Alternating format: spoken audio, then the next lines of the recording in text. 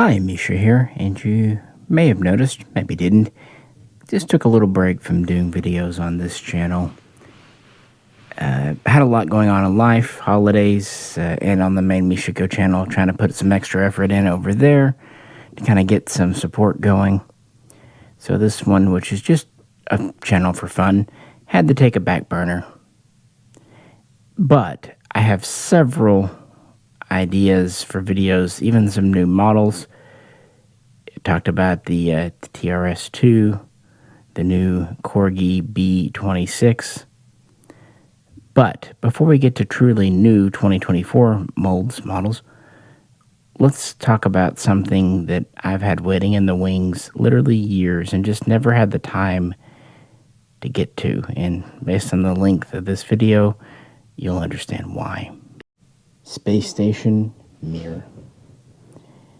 And this will be broken into two parts. Essentially, the first will look at the origins of this station, its connections to the older second and even first generation salutes, and then talk about it being the third generation station, and really Earth's first true modular, more or less permanent station, although it didn't start off that way. Part 2, we'll talk about the post-Soviet era and how it essentially turned into an international space station and was a prototype for today's ISS, which itself is, of course, getting towards the end of its own life, but was a lot more successful than I think a lot of people thought it would be 20, 30 years ago.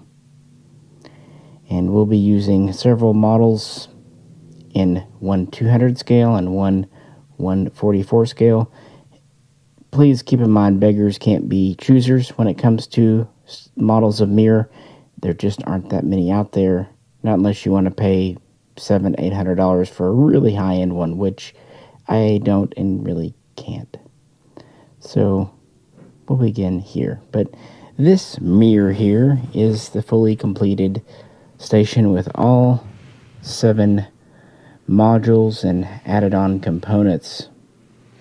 It's a full glory, say circa 1996, complete with Soyuz and Progress craft. For what it's worth, this is a pretty neat little model. It's not much money. It's been under a few different brand names, and it's relatively small in 1/200 scale, although there is a benefit to being in that scale that we'll look at in video 2. But let's go all the way back to the 1970s, and also we're going to jump to the 1/144 scale for a bit. Then we'll touch back here.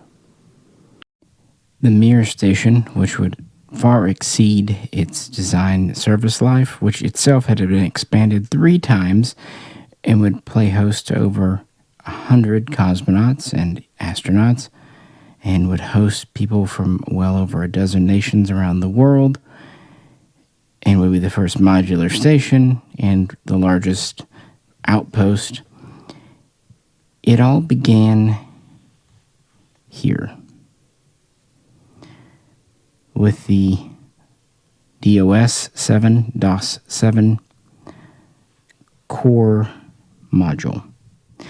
Now, some might recognize this is not exactly Mir's core module.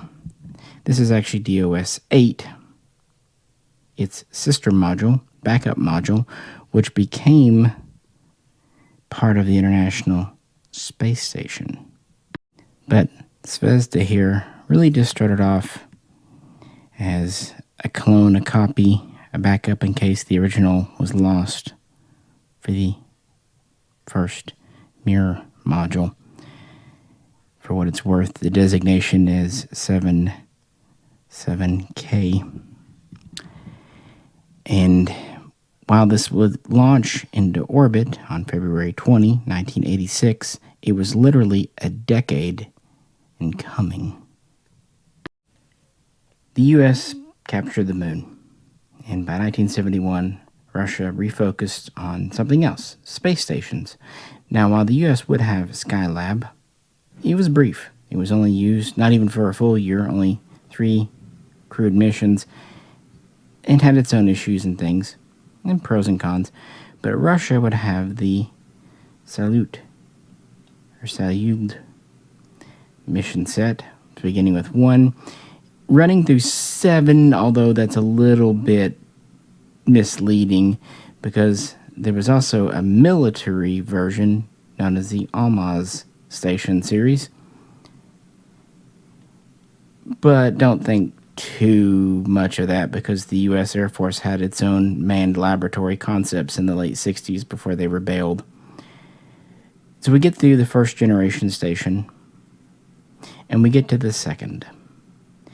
It begins launching with Salyut 6, with planning going all the way back to 1974, and the missions beginning in 77, 78. And what made those so critical, they had 2 docking nodes, so that you could have a Soyuz craft docked and a Progress resupply vehicle coming up to resupply and dock, or 2 Soyuz to transfer crews. It basically left the door open for more or less permanent habitation. That's the second generation. They only had 2 ports. But this basic structure you see here was actually copied from the second generation stations, with basically 2 large compartments and several small ones with command and control and laboratories, and the crew could kind of live wherever they found space, and they had their Soyuz for a little added space. But a 3rd generation is needed, and the earliest concepts would be around 1978. And the initial idea would look something like this. You'd have a Soyuz docked at each end, at each port, and their habitation modules, not the descent module in the back, but the hab module, the living module in the front, would be partially converted for laboratory space and whatnot, giving more room and what have you. But this wouldn't last long. Already by 1979, the idea was to make things bigger, hence these radial docking ports up here. The original ports could only support about 7-ton modules or vehicles. Then they decided to up that to 20 tons, and to go from 2 ports in total to 6, 1 in the rear, 1 in the front, and then 4 radially. And that plus the extra weight. And these would be derived from the TKS modules, which were designed initially for the Almaz system, which was already on the far decline in 79 and would be officially canceled in 81. But they were there, and there was a bit of back and forth between KB and NPO over which module system to use for the 3rd generation station. But eventually, KB would win out, and the TKS would come in, nominally known as the 77 series, and with sub-designations from there. But we're kind of getting a little bit ahead. So let's go back to the beginning of 1976, when funding for DOS 7, DOS 7, and DOS 8, DOS 8 was given, and the idea was to evolve into Mir, the first modular system. So things are kind of going. Salyut 7 is doing well once it goes up. But then the Russian space shuttle, the Buran project, kind of streams into the spotlight in the early 80s. Before or after the announcement of America's Star Wars, it doesn't really matter. It's the Cold War. There are no good guys, there are no bad guys. Each side uses the other as provocation to do what they want. Let's just be fair about that. So the space station concept is kind of put on the back burner. Although the 7th station, the second and last in the 2nd generation, is up in orbit. It hosts several crews. I believe it has around 14 men coming on board at various times, and has various of the new Progress resupply craft I've got one around here somewhere. Too many little Soyuz. There's the progress. It is derived, and this is back in the same type of scale. And no, it's not painted because you don't want me painting them. It was basically a modified Soyuz with no reentry capability and the ability to carry more fuel and resupply stations. Again, kind of letting them stay on orbit and set some pretty impressive space records. So this is all kind of on the back burner, but things are still being built. And then in 1985, oops, okay, we want to do it again. The Buran has its own issues. It's more complicated and expensive than they planned. So for political reasons, they need a win. So there's a big push to kind of unmothball, at least partially, what would become Mir, and get it, at least the core module, into orbit by early 1986. And they do, barely. Major testing and evaluation begins in November of 85. Lots of parts had to be replaced. But it's on the launch pad by February of 86, and it makes it to orbit on February 20 using a Proton K rocket. And it's uncrewed at this time, and it's just your basic module as you see it here. Even though it's derived from previous programs, canceled and otherwise, there is quite a bit of ambition here. The overall module is about 13 meters, so 43 feet or so long. And of course, it's a cylindrical section, so the diameter does vary, but it's about 4.5 meters, 14 feet wide. And it has about 90 cubic meters of pressurized habitable space. Externally, it does have thrusters, 2 main ones, 32 small auxiliary ones. It uses a 2-type propellant system using 4 major tanks, and of course it has an oxidizer and uses nitrogen for pressure. And it has 2 relatively large solar arrays from main power plus the fuel. And even though size-wise it's not really any bigger than previous stations, because they knew they were going to be adding on to it, they were able to really give room for the crew. Now, in the front, the smaller section, it's your typical command and control, computer systems, all that stuff, the work area. But the rear, which had been more or less laboratories and whatnot on previous stations, could actually be devoted to making it livable. There was a small dining table area. They even had carpet. They even put some thought into coloration and stuff. Hey, it's big for the Soviets. It had a better sanitation system, wash area. The previous crews had to basically use wet ones, wet wipes, wet towels. This at least had a type of running water and a small sink and some wet towels. And it actually had a functional toilet as such that's not that dissimilar to what was used on the space shuttle and not too far off from what's on the International Space Station today. Maybe overlooked, but probably more important, each crew member had their own cabin. It was basically a phone booth, but it gave them some privacy, a little personal area, and they even had their own personal little window. That's big, considering what happened before with that. It's interesting to see all that given to crew comfort. But it would definitely not stay this size for very long. The DOS-7, the core module, would only be alone for a brief time. Not quite a month later, on March 13, the first expedition was readying to lift off from Kazakhstan, still part of the Soviet Union at that time, with a 2-member crew. Even though Soyuz was designed for 3 crew, after the Salyut 1 accident, they wanted to wear pressure suits for obvious reasons, safety, so crews of 2 would be the norm for years to come.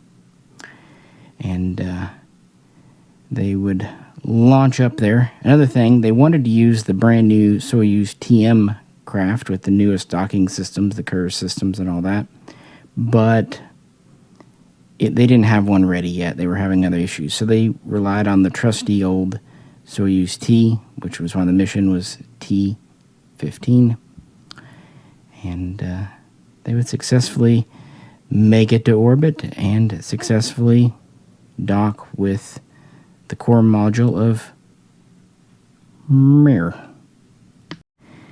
The plan, the expectation, was for Soyuz to dock with the front port, but that would have been with the new TM craft, so they would dock like this.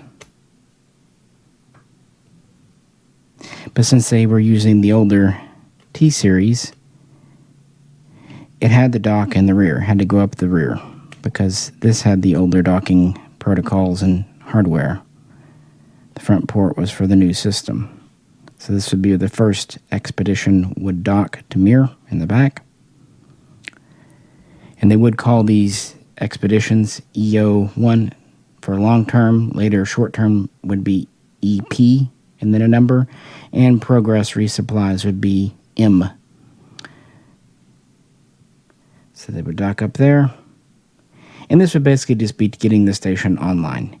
And it was a very interesting mission because after visiting Mir, they would go over to the old Salud 7 station, reactivate it. It had been dormant for quite some time, retrieve some equipment and science experiments because the original crew had to abort and go home early due to illness. So the EO1 mission would actually go to Mir, then S7, and then back to Mir before eventually returning home that summer. Quite an action-packed mission, and the first time in history that two space stations were in orbit together and visited at the same time by the same crew. I should also just mention that this is immediately after the Challenger disaster, and that's not Russia being insensitive. These things take months, if not years, to plan. It's just coincidental. But it did give Mir a boost. They had a win that they needed, and while no one in Russia celebrated the loss of Challenger, it is still competition in some ways. I don't want to be, discourteous because it's not the truth, but you get what I'm saying, I hope. So that definitely gave it the future. Now, Buran is still coming up. In fact, it will have its first, eventually only, unmanned test flight in 1988. So they did eventually get their shuttle system going. But that's kind of a story for a different day. But after this first successful mission, the new Soyuz TM would be ready. Should also point out that this was an interesting time in the Soviet Union. Glasnost and openness, Mikhail Gorbachev coming into power, the relations with the U.S. thawing, both threatening warfare in space in 82, 83, 84. Now by 86, 87, things are cooling down in a good way. And this means that this was actually all announced above board. A lot of times in the past, Russia would keep their space missions, especially their crewed missions, secret until they were successful. That way, if they weren't, they could just kind of deny them or file them off. Of course, Salute 1, that whole disaster could not be hidden back in 71. Very tragic. But this was very open, and from the very get-go in 1986, they knew this was just the start. This is the core of a modular system. Originally, I said that the idea was basically to shoot up a core unit that would be in orbit for 3 years and used for 3 years. Then the plan would be increased with the heavier modules to building it for a year and using it for 5. But by this point, with ambitions going up, how about ambitions? Look at Mir 2, that never happened. That was real ambition. Now the idea is to take 3 years to assemble it, so 86 to 89, and use it as habitation on orbit for a decade, so 10 years. So the planned life at this point, sometime in 96, 97 is when it will be entering the end of its life cycle. But there's a lot of work to be done. And right now we're not a modular station. but we soon will be. The core module in EO1 was a good start, but it was just the very beginning, and the station would actually be uninhabited for a brief time, but soon EO2 would come into its own, along with the first of 7 major add-on modules. This is a Revel model, still in 144. Yes, it's not painted. Oh well, it's just for demonstration purposes. Kvant, or to be more exact, Pt.1 back here. This was the first of the 7-ton modules, basically known as 37KE as its designation. And it was basically just meant to supplement things and add things.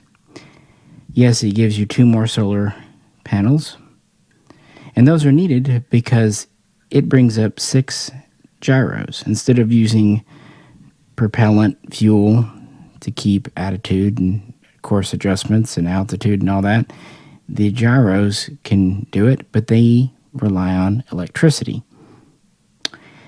In addition to that, it did have science abilities, both to study stars and the universe with X-rays and ultraviolet. It also had some biological experiments on board, what have you. And it had a secondary airlock. Now, you could use the ports and the node to get out into space if you had to, but they were pretty narrow.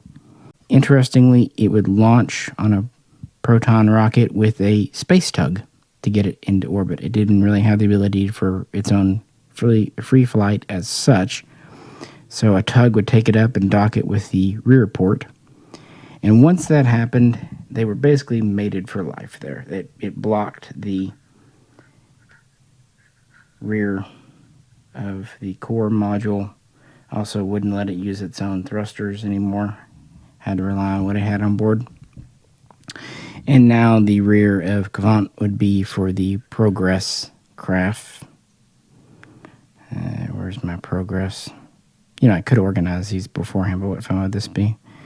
And this one did come with this. Now I'm not going to plug it in. This is kind of a funky model, but in theory it snaps in there. But I've kind of done my own things with it. And that meant that the front port could now be used for Soyuz as intended, and with EO2 we do have the new TM model. Still only 2 crew though. So now we have some additional power generation, we have more computing ability, and we have some base level science laboratories in the back. This module is quite a bit smaller, as you see, though. It's about 5.8 meters long, so about 19 feet, and it's about 4.1, 4.2 meters wide at its widest, so 13 and a half feet.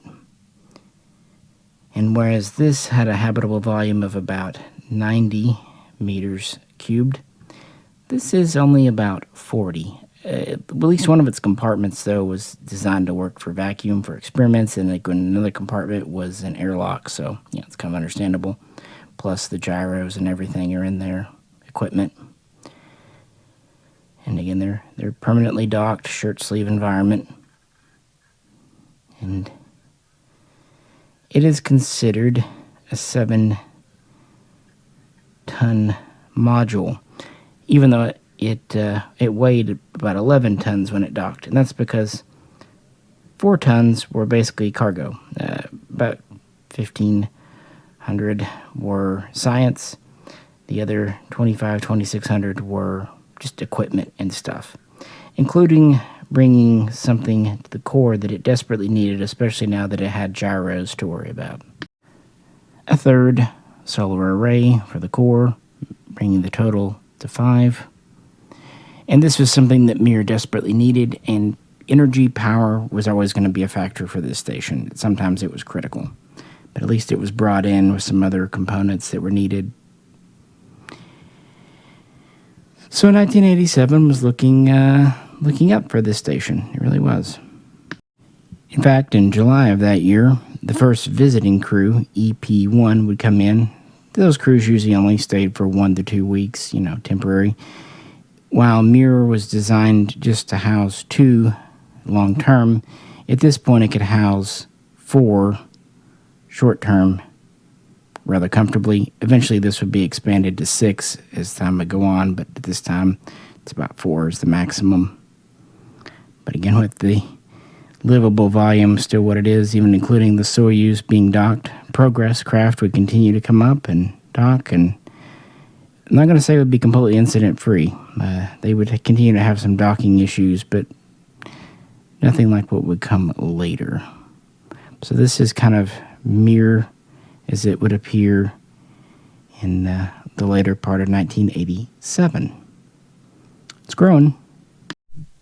And here's the kind of full stack from Progress, Kvant, core module to Soyuz TM. Very straight shot. And while things are going pretty good, docking wasn't without its issues. It launched on March 30th of 87, and the original idea was to rendezvous and dock automatically on April 9, again using that tug. But it failed. It got soft dock, but not hard dock. Couldn't completely latch. So an unscheduled spacewalk was called for.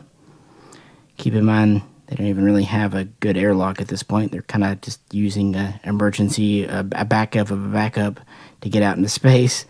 And they find, of course, because it's Russia, a trash bag keeping things from going. They carefully get it out without, when you think about smashing your hands in Earth environment, imagine it happened on orbit. That would not be good.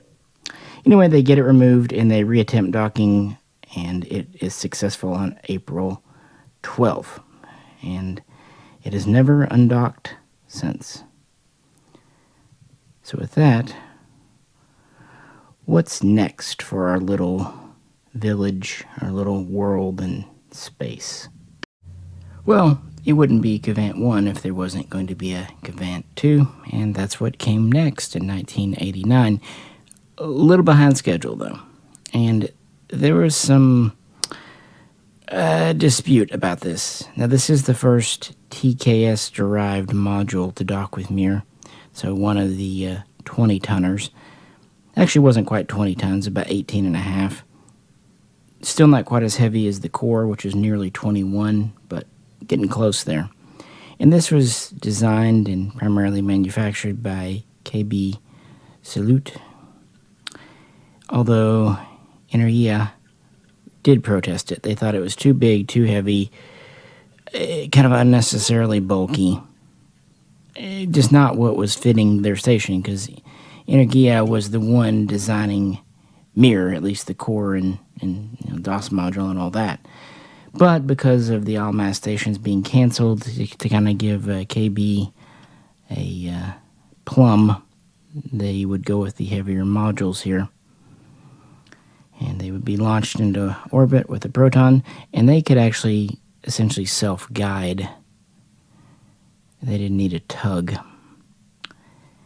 So work had been underway for a while, and it was actually scheduled for an earlier launch. But, well, you know how in the U.S. there was the microchip shortage and whatnot? But, people didn't get their video games. Well, Russia didn't get their space module. Okay, it wasn't really the exact same shortage, but close. Same time period. They actually found some of the chips in the computer on board here were defective. It actually had a newer, updated computer to augment and partially replace that was already on the core. But they detected problems, so the chips had to be replaced, and that pushed back its launch until late fall of 89. It's a quite large module, about 40 feet,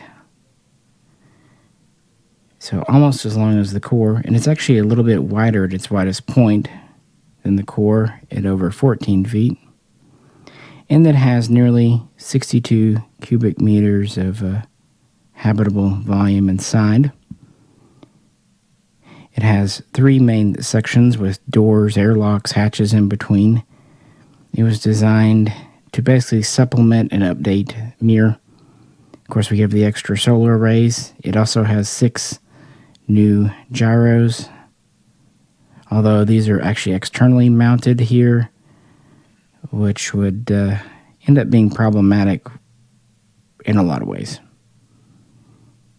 So maybe Energia was kind of on something there. It did have scientific equipment on board, but its biggest deal was it had its primary airlock with the over meter wide hatch, much larger than before, and it would work with newer equipment, of course, including the new Orlan spacesuit that was coming into use now.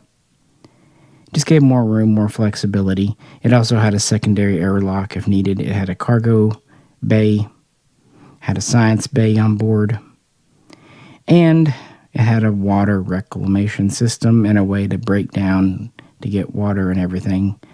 So yeah, basically urine becomes coffee, becomes urine, becomes coffee. And this is the unit that had the rather famous Mir shower, although it wasn't quite as successful as I think everyone had hoped. But they tried it out. So it had a little bit of extra creature comforts as well. So it added to the station. So with this in Kvant.1, the habitable volume was actually doubled from what it had been before. And of course, the mass of the station is adding up quite quickly. And for what it's worth, this was known as the 77KSD module. That was its designator. And it would initially come and dock at front, and then an arm grappling system would lift it and undock it to where it would permanently be mounted at the top port here. Like so. And this is our structure here. Now, Kvant.2 would have some minor thrusters, and we are in space, so it's not as big of a deal as it would be on Earth, of course, but this is an out-of-balance station, and this is microgravity, not true zero-G. So drag and other forces would take their toll. It's definitely incomplete at this juncture. I should mention that at this point we're up to Expedition 5, which will be replaced by Expedition 6 in this time period. And just as with Kvant.1, docking would go less than optimally, although better this time. The Proton rocket carrying Kvant.2 would launch on November 26th. I wonder if it was Thanksgiving in America. And was supposed to have an automatic rendezvous and docking with the new curve system and all that stuff. No tug needed. And the first attempt completely failed. So the crew had to take manual control, and their second attempt on December 6th was successful. Like I said, it docked to the front, and then it was elevated with the arm and hard locked to the top. Again, in a shirt sleeve environment. That compartment, while it could be used for spacewalks in emergency, it was pressurized and sealed off most of the time. And missions would continue. In fact, they would try out the Orlan spacesuit that year. And Buran would have its first, and as it would turn out, only unmanned test flight. And it was only in orbit, I think, for a couple hours because they couldn't open the cargo bay. It wasn't designed to, so they couldn't stay in orbit or overheat. But at this time, Mir's coming together. We've got 3 modules, and the Buran is still coming up. There are plans for a crewed flight. In fact, it's supposed to be quite essential for Mir and also Mir's planned successor, which by 89 they are talking about.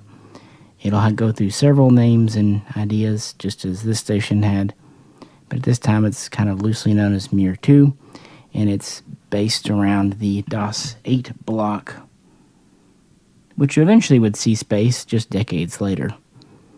But, well, like I said, this is not balanced in any shape, form, or fashion, and there are 3 open node ports, and they're going to fill them. They're going to make something quite impressive. But there have been accidents and issues, docking. It really goes to show the skill of cosmonauts beyond everything else. But it's not perfect. But then again, space travel never is. But what's next for Mir? In 1990, it's time for another TKS module. And let's name it Kvant 3. Oh, okay. It's not going to be Kvant 3. It's going to be Crystal. The designation is 77 KST for what it's worth. They did consider Kvant 3, but yeah. And we're already a little behind schedule. Remember, we're supposed to be done in 3 years, so giving a little bit of fudging for this and that, sure. But 1990, we're supposed to have all 4 ports filled. Well, things were okay in the Soviet Union through 88, 89 started to get rocky, and 90 just gets rockier. And even the deployment of this suffers issues. Now, this is not the exact same model we started the video with, although it is going back to the 1/200 scale, which honestly I really like for this thing. I modified this one a bit to kind of make it look like a late Soviet era. And Crystal was virtually the same size as Kvant 2, just under 40 feet long and about 14 feet wide, and has slightly less habitable volume, about 61 cubic meters instead of 62. That does mean the whole volume is over 240 cubic meters. And it's the heaviest module so far at over 19.5 tons because it's got a lot going on here. It's dedicated to science, really and truly. As the name would suggest, growing crystals in 0G. There's a couple of experiments there, creating semiconductors. But it also has biological experiments. It has a small greenhouse device on board. Even has an incubator for quail eggs and other things. No real new amenities for the crew, but, things for them to do. And, quail for them to play with, I suppose. And on the bottom, it has a new docking module with 2 ports, one facing forward, one facing down. And this is an androgynous port system known as the APAS-89, which was basically an updated version of that used on Apollo-Soyuz, or if you're in Russia, Soyuz-Apollo test program in 1975. But here it was intended to dock with the shuttle Buran system. Again, at this point, they're still, planning on that for the future, but they are still working with Mir. And while this was delayed, it was originally meant to go up in April and dock. It wouldn't actually launch until the last day of May. It would not dock to the first week in June. And that's because Mir was starting to suffer some issues. Some of its hardware has been in space 3-4 years. The gyros on Kvant 2 are giving issues. The new computer system's being cranky. Yeah, it's like updating your OS in orbit. I can imagine. I feel their pain. And just because of other issues, yeah, they put it off till June. And Crystal here docks the smoothest, but they still actually needed 2 attempts technically, but it was the least hairy. And as with the Kvant 2 system, it would originally dock in front and then move to the underside here, the nadir port facing Earth. Although, fun fact, when it was expected to work with the shuttle, it was intended to be undocked and moved to the front port again to make sure clearance was given for all the solar arrays and antenna and all that. So in June, that happens. I should mention briefly that in July, the airlock is damaged on a EVA to inspect the Soyuz, and that causes some drama. Then in October, there's some real drama when Progress 7, or I should say M7M, almost hits the station. It comes within 5-6 meters, including Port Cristal here. It's narrowly avoided, but it's a major failure, and we're starting to see this more now. To be fair, the original Progress had been retired in August of 1990 when the last one undocked from the station, and it was replaced by the Progress M, which is actually docked on the rear of this, and here's the larger scale one. This is a better craft for the most part. In fact, they're still essentially in use today. It carried more fuel, it had solar panels, it could carry more cargo, just more flexible, but it did use a more advanced docking system. It was better when it worked, but there was more to go wrong. And again, quality control is kind of falling down in the Soviet Union. Remember the chip thing we just talked about with Kvant 2? So there are some issues with Progress M, really for the next ever, frankly. That's not to say they didn't iron them out, and part of it had to do with Mir itself. Some antenna, some arrays were broken or not as effective. Should mention that communication was handled primarily via Cosmos satellites, although they did also use tracking ships in the oceans. When Mir launched, its orbit was just about 91 minutes, and of that, about 40 minutes they could communicate with the ground, and through improving the system in the late 80s into about 1990, it peaked at about 60 to 65 minutes out of a 90-minute orbit. But, of course, that was the peak, as I said. So in some ways, this is the beginning of the end. It's starting to show its age in some ways, but in other ways, it's doing better. It's larger than it ever has been. It's doing more scientific work. The Cristal module wasn't just for biological experiments and crystal growing. It had additional telescopes and ultraviolet sensors. Again, it had the docking module. It really did add a lot of capabilities to this craft. You'll notice, though, it doesn't really have much in the way of solar arrays. Part of it was because of the docking situation. It actually did have two small ones, and they were retractable. They could be taken in and out so to power experiments when needed, and then pulled in to get out of the way. So that's, I think, kind of interesting. Notice that none of these modules are expressly military. That's not to say they didn't think about it, but at this point, things are rapidly changing. And there were plans. Again, there were plans to work with Buran. There were also plans to add the last two modules, Spectre and Peroda. But anyone who knows history knows in 1989 the breaking apart of the Warsaw Pact began. 1990, and then in 1991, even the Soviet Union itself was feeling the squeeze. In fact, there was a failed coup that summer, but the writing's on the wall. But there is one more major construction project we'll see under the Soviet banner, quite literally. Assembled on the back, quite literally, of Kvant-1 was the Sephora truss structure, or girder system. Now, this is something American station designs had played around with, and even Salyut 7 had played around with it towards the end of its life. That was more for experimentation and work constructing in space. This was actually intended to house a small little thruster pack, just for orientation. Like I said, some of the gyros were Gyroideans were not working as well as they should have, and power is always a concern. So put a little bit of oomph up there, kind of move it away.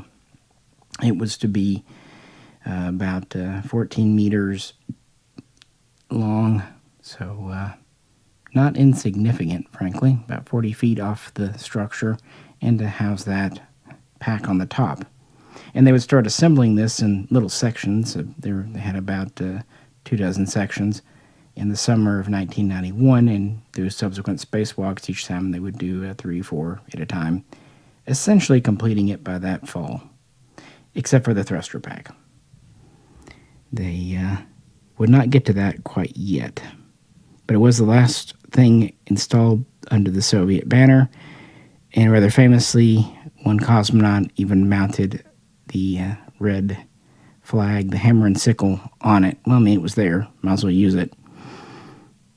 And it was hung there towards the end of 91, and is rather famous for being perhaps the last place on Earth where the Soviet flag flew for a time, although space is not kind. Radiation, micrometeoroids, it wasn't long before the flag was in tatters, much like the Soviet Union. But, much to their credit, trips to Mir continued. In October of 91, EO-10 would launch. This would be the last Soviet mission, coming home the next year into the Russian Federation. And Progress resupply craft would continue to launch even in that December. And they knew that they couldn't leave Mir alone. By this point, it's old enough and got enough systems going and just much going on that if they leave it, they might as well just kiss it goodbye. It's done for. It can't be mothballed and reactivated reliably. Batteries will die, solar arrays won't orient, computers will crash, that's it. So the decision is taken, despite all the turmoil on the ground, to keep supplying Mir and keep sending crews, at least as best they can.